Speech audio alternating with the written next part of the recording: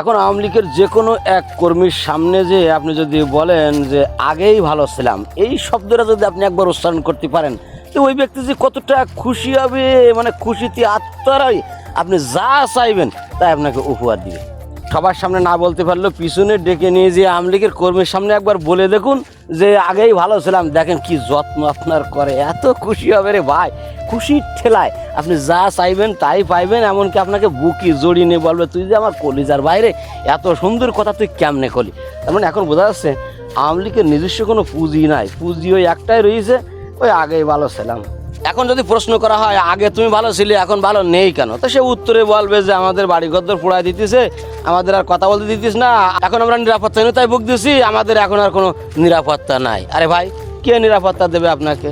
তাহলে আপনি আদালতের কাছে যান, পুলিশের কাছে যান, পুলিশ আপনাকে নিরাপত্তা দিতে বাধ্য, কারণ এটি বাংলাদেশের প্রচলিত আইন।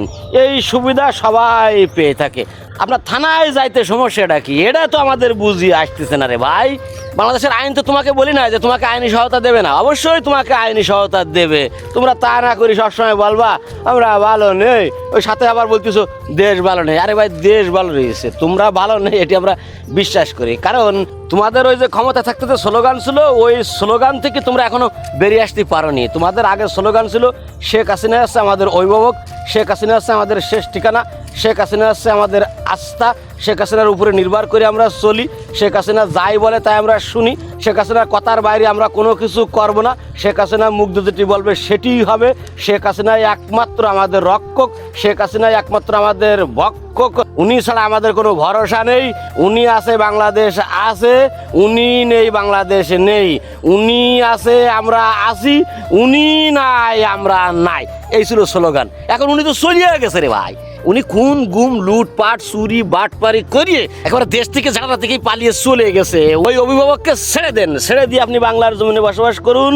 তারপরে যদি কেউ আপনাকে জুলুম নির্যাতন করে তো অবশ্যই আপনি আদালতে যাবেন কিংবা থানায় যাবেন। এই রাষ্ট্রের আইন প্রশাসন আদালত জনগণ সব কিছু তোমাকে সমর্থন করবে। আর তুমি তা না করে যদি বলো আমি ভালো নেই, ও কথা কেউ শুনবে না। এটি আমার কথা। সবাই ভালো থাকবেন। খুদা হাফেজ। বাংলাদেশ জিন্দাবাদ।